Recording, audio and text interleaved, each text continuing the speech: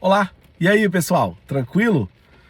No dia de ontem, eu recebi muitas perguntas em sala de aula, especificamente sobre questões inerentes à política, ao impeachment e por aí vai.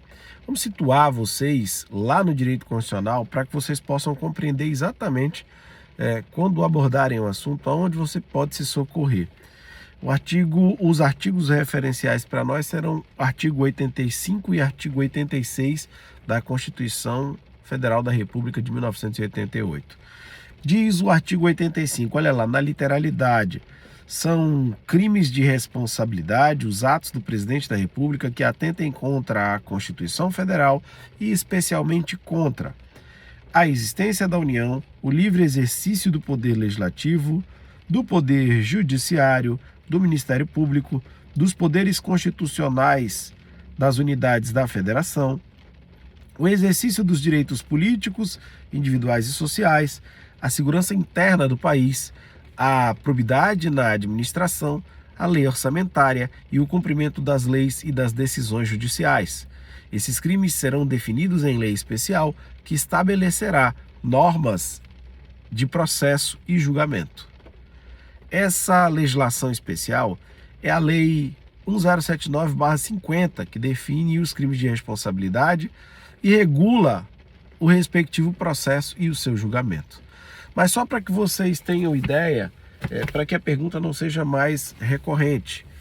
O presidente da República, eu sempre digo isso e eu vou dizer de forma enfática, a democracia não é um regime de adesão. A democracia pressupõe valores e sustentáculos que seguram tanto o próprio Estado democrático de direito quanto a República.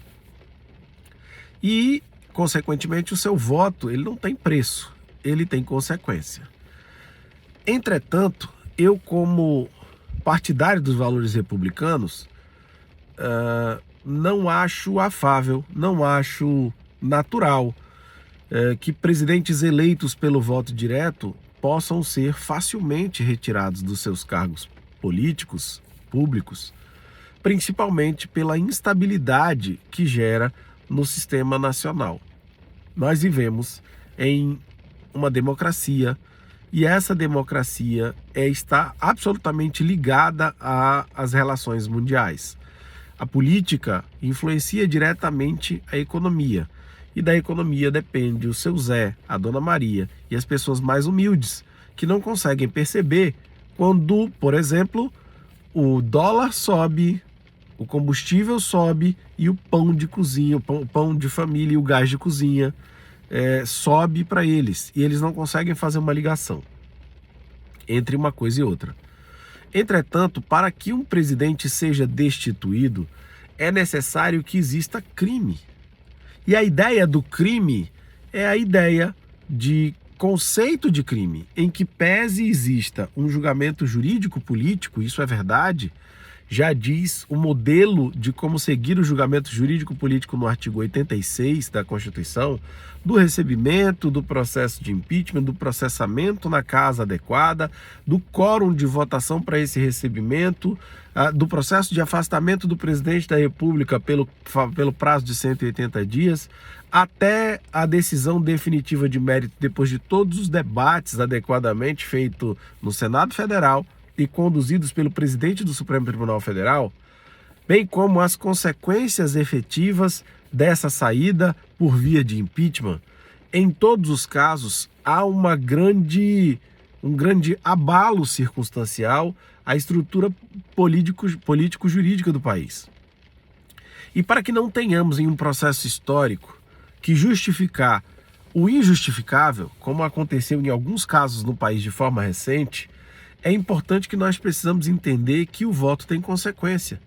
E quando você vota, seja quem for o eleito, ele deve ter legitimidade para governar pelo período disposto pela própria Constituição. Principalmente porque a Constituição se torna sólida quando ela é algo mais do que um papel escrito, quando ela tem maior relevância. E essa maior relevância se dá a partir da necessidade do povo entender que deve respeitar a Constituição.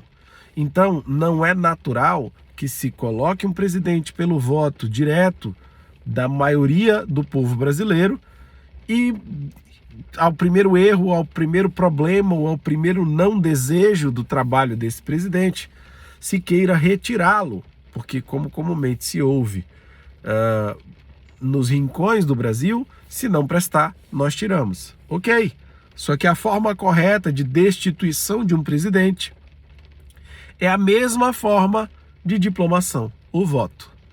Sendo assim, que nós possamos refletir e que possamos entender que não é o desejo, não é a distensão, não é a discordância que levam à validação de um impeachment, e sim os fatos que são descritos no texto legal.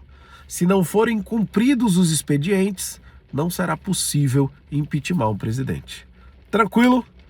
Fiquem com Deus, beijo no coração, espero que tenham aproveitado e qualquer dúvida manda aqui pra gente. Mas não esquece, para ter impeachment é necessário que exista crime. E o crime tem toda a estrutura orgânica de crime, mesmo no caso de um julgamento jurídico político como esse. Tranquilo? Beijo no coração, fica com Deus. Até mais. Pergunta e a gente responde. Tamo junto, galera.